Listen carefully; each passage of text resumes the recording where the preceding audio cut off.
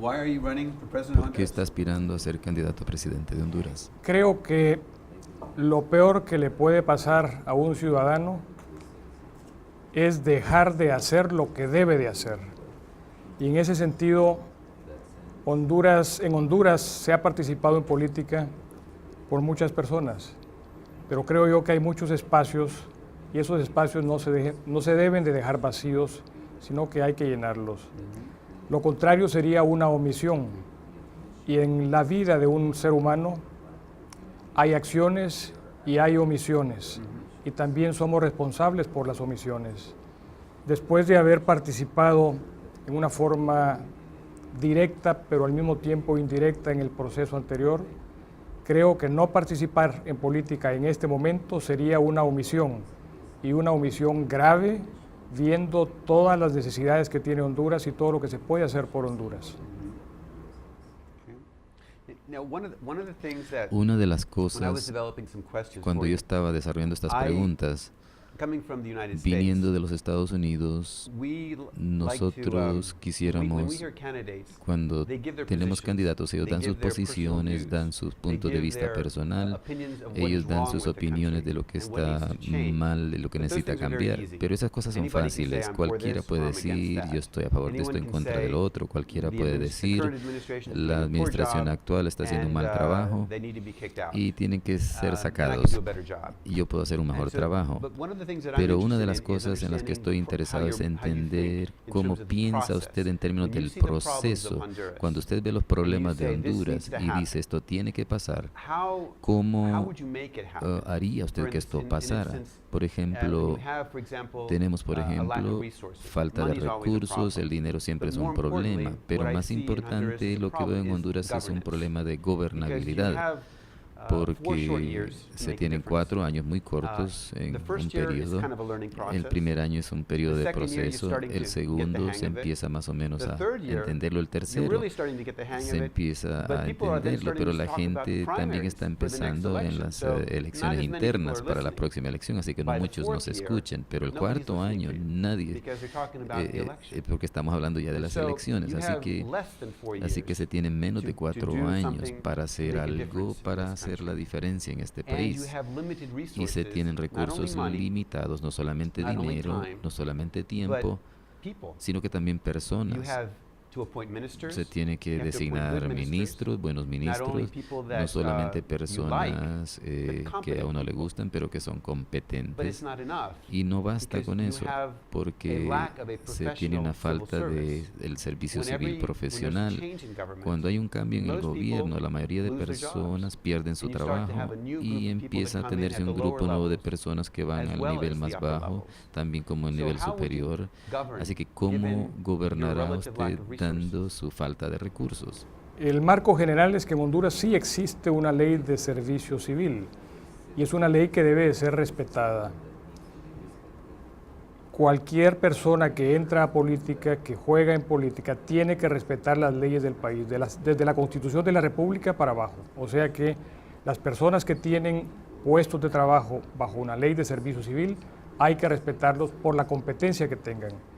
Pero también hay que tener cuidado con las personas que están en unos puestos que son como activistas políticos. Eso hay que cuidarlo muchísimo, porque no se trata de llenar la administración pública de activistas políticos, sino de tener personas capaces que puedan resolver los problemas del país. El arte de gobernar es para resolver los problemas del país, no para crear nuevos problemas.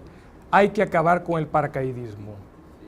Ese es un problema endémico en Honduras y es un crimen que se gaste dinero en personas que no trabajan y que son favores políticos en la administración.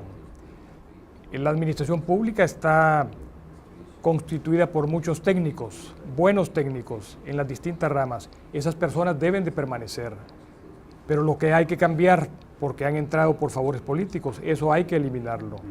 Creo yo que la escogencia de las personas que van a ser cabeza de las distintas secretarías de Estado va a ser una labor muy importante. Esas personas tienen que hacer equipo con el presidente de la República y tienen que pensar igual que el presidente de la República. Y una de las cosas fundamentales en Honduras es la cantidad de corrupción que hay dentro del gobierno y fuera del gobierno. Los ministros o secretarios de Estado tienen que ser personas honestas, personas que van a hacer su trabajo por amor a Honduras y no porque van a ir a enriquecerse en un puesto público. La política vista como asalto al poder, asalto a los bienes del Estado, hay que castigarla. Y a las personas que quieren enriquecerse a través del poder, hay que rechazarlos.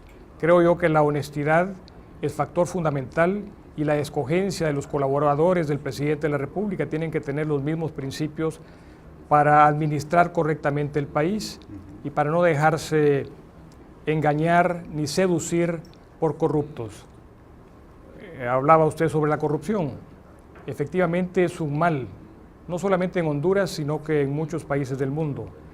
Hace un año en Cartagena de Indias asistí a una reunión de abogados y el golpe más fuerte fue una conferencia de un exfuncionario del Banco Interamericano de Desarrollo. Yo era el único hondureño en la conferencia y Honduras fue mencionada como el país número 1 en corrupción. Es un cáncer en la sociedad y hay que combatirlo. Pero esa enfermedad no solamente se produce en el cuerpo de la administración pública, sino que también fuera de la administración pública. Y para que haya un funcionario corrupto, tiene que haber un tercero que lo llegue a corromper. O sea que no hay que verlo únicamente como un problema dentro del Estado, sino que también como un problema que existe en la sociedad. Cuando escuché de presidentes del pasado o candidatos, todos hablan de corrupción, número uno. Todos ellos dicen que van a atacar la corrupción, pero nunca dicen cómo van a hacerlo. Lo mejor que hacen es decir, vamos a meter gente a la cárcel que son corruptos, vamos a crear comisiones contra la corrupción y vamos a encontrar una manera de resolver este problema. Pero eso asume que la corrupción se identifica fácilmente. Obviamente algunas cosas que son corruptas, obviamente, pero la mayoría de las cosas que pasan en esta ciudad, en Honduras o en Estados Unidos, no están tan claras. Y también no está claro el hecho de que la corrupción no es el problema actual, sino que es un síntoma de problemas mayores en este país. Por ejemplo, cuando yo tengo un dolor de cabeza, lo primero que hago es que me tomo una pastilla, una aspirina, porque pienso que el problema va a ser resuelto por la aspirina. Pero todo lo que hace la aspirina es como tapando el problema.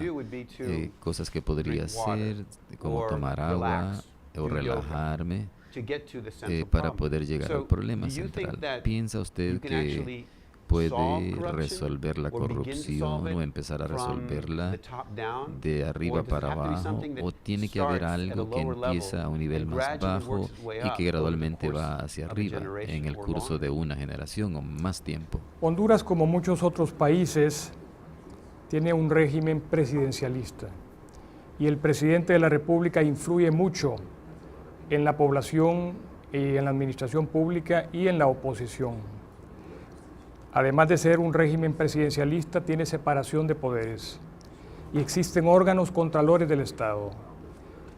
Creo que el presidente de la República debe de asumir una posición de anticorrupción clara, diáfana, transparente, pero además motivar a los órganos contralores del Estado a que jueguen su papel. En este caso, la Fiscalía General del Estado tiene que jugar un papel de investigación y de persecución y de poner a los responsables a la orden de los tribunales. Y los jueces tienen que analizar las pruebas y concluir en una sentencia condenatoria cuando exista corrupción. Y también el Tribunal Superior de Cuentas, como órgano de la administración pública, tiene que jugar su papel. O sea que no es únicamente el presidente de la República, sino que son también los otros órganos contralores del Estado. Y en ese sentido hay que ver que, por ejemplo, el fiscal general del Estado no es nominado por el presidente de la República, sino que es nominado por el Congreso Nacional. Entonces, hace falta motivar, hablar de valores, principios en la administración, pero el presidente de la República tiene que dar ejemplo. Acaba de haber un caso de corrupción en Puerto Cortés. ¿Cuál debería haber sido la actitud del presidente de la República? excitar inmediatamente a la Fiscalía General del Estado para que lleve a cabo la investigación. Se hizo. Creo que cualquier crítica constructiva debe de ser aceptada y motivamos y excitamos para que los órganos del Estado actúen de inmediato cuando existan estas denuncias sobre corrupción. Lo que no se puede es disimular el problema, hay que enfrentarlo y que le dé vergüenza a las personas ser acusadas por corrupción y que le dé vergüenza a la Fiscalía General del Estado no actuar y que le dé vergüenza a los órganos administradores de justicia no condenar a los culpables cuando hay pruebas suficientes para condenar a una persona por corrupción. Es muy fácil hablar de la ley. Eres un abogado y el asunto de defender la ley, de perseguir a las personas que se creen culpables de corrupción o de muchos crímenes. Pero si llegas a ser presidente, tienes un trabajo más amplio, tienes que gobernar y tienes que gobernar todo el país, un país que es extremadamente violento, como dije antes, no solamente socialmente o a nivel de clase, sino dentro de las mismas familias, después de lo que pasó hace algunos años en Honduras, cuando se sacó al señor Zelaya, hay familias que ni siquiera hablan los unos con los otros. Así que, aunque obviamente es algo crítico darle a las personas confianza de que la ley está siendo aplicada, algunas veces hay cosas que un presidente tenga que hacer para que el país no se desintegre. Como abogado, sabe que la ley no siempre es blanco y negro. Es por eso que se tienen abogados, es por eso que se tienen jueces y cortes para interpretar la ley, para interpretar la Constitución.